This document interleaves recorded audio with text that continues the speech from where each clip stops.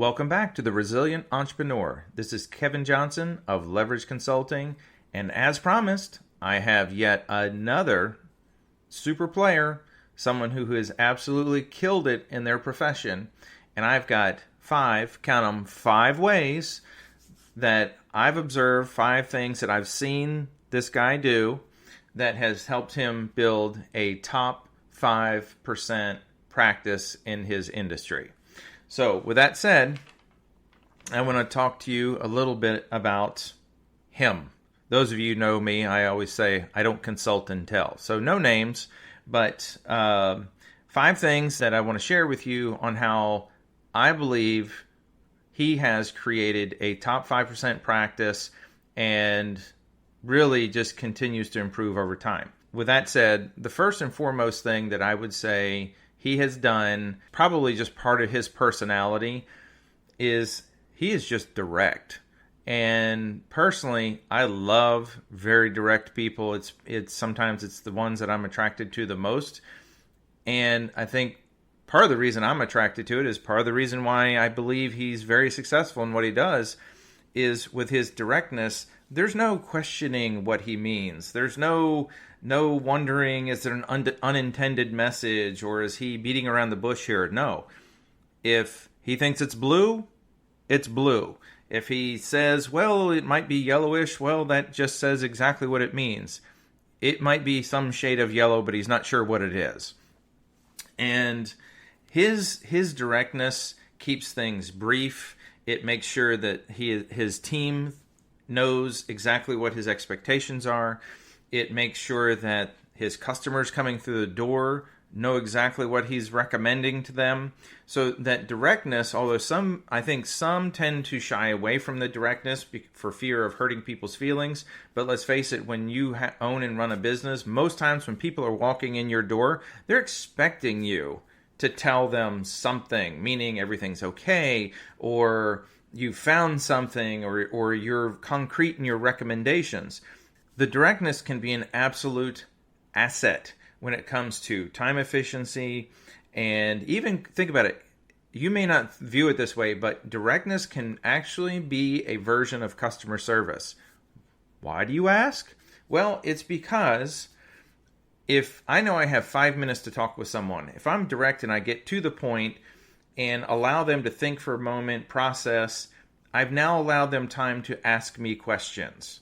So instead of me rambling on for 5 minutes and leaving you potentially with unanswered questions and potentially confused, no, my directness allows me to go in, tell you exactly what you need to hear, allow you to process, and then move on.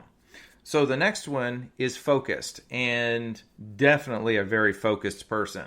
In fact, I often joke with him about how sometimes, he just seems to get a crazy amount of things done. He has so many things on his plate, and it's not just business.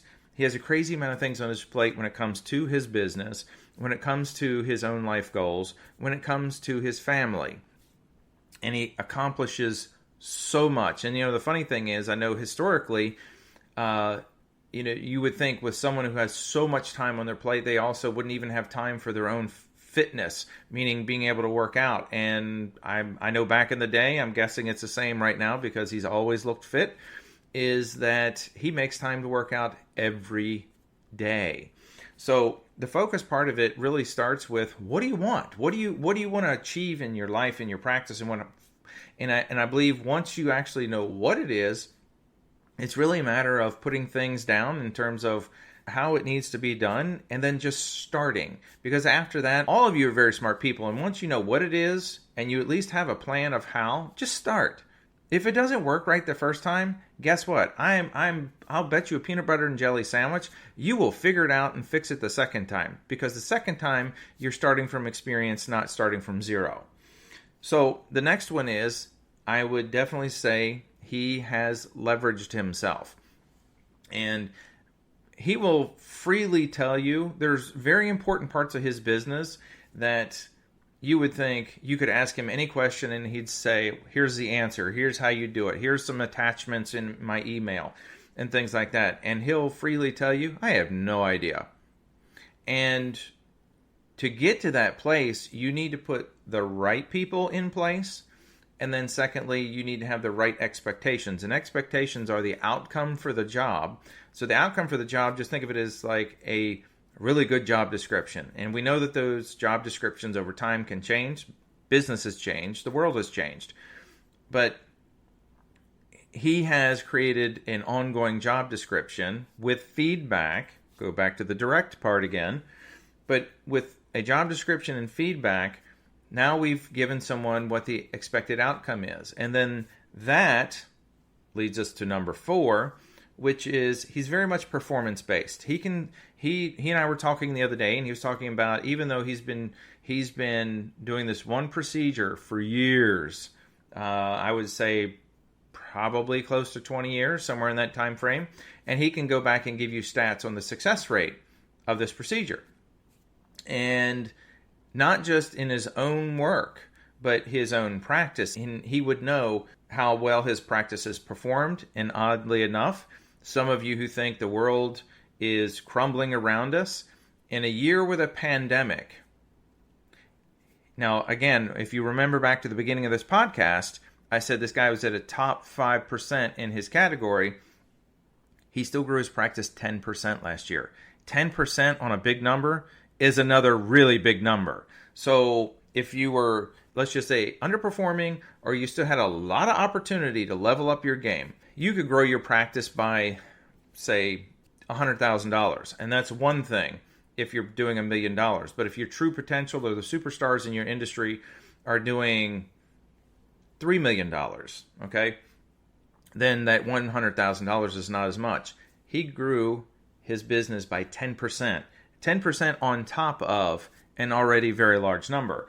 And he did so because he's direct, he's focused, he's leveraged himself, and he's very much performance-based. And that performance-based expectation is not only his own abilities, but his team's abilities. You combine those two things, his business's abilities and the outcomes of those. And he keeps an eye on all of it at all times. And that leads us to the last one, which is Kaizen, which is Japanese for constant improvement. He is all about it. I think I've known him since about 2005. I have never ever witnessed anything that would resemble anything close to that's good enough. I don't even think that's in his vocabulary. I do not believe he is one that would ever say that's good enough. Everything is, how can I do it better next time? How can I improve on this? How can I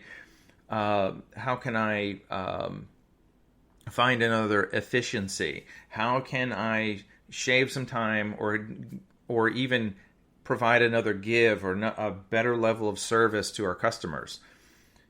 He's always looking to improve. And we know that the world around us is always changing. There are financial factors changing around us. The employment base around us is always changing. There are so many factors changing around us at all times. Technology is changing all the time. And if we don't constantly focus on how do we get better, we will just automatically fall behind. You can draw a line and say, this is where I am right now, and you could be the absolute best in your field. But if you don't work to improve, your competition or the environment around us is going to move past you. You stayed the same. You were still awesome. However, the world around us has changed, which lowers us overall or compared to others.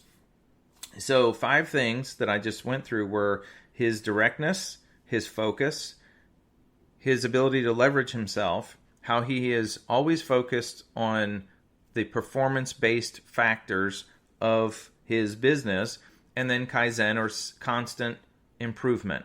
Those are the 5 things that he has used over time to create a top-tier business in his field. So, as I said, this is the 3rd podcast that I brought you really high-performing players and how they've built success in their own world.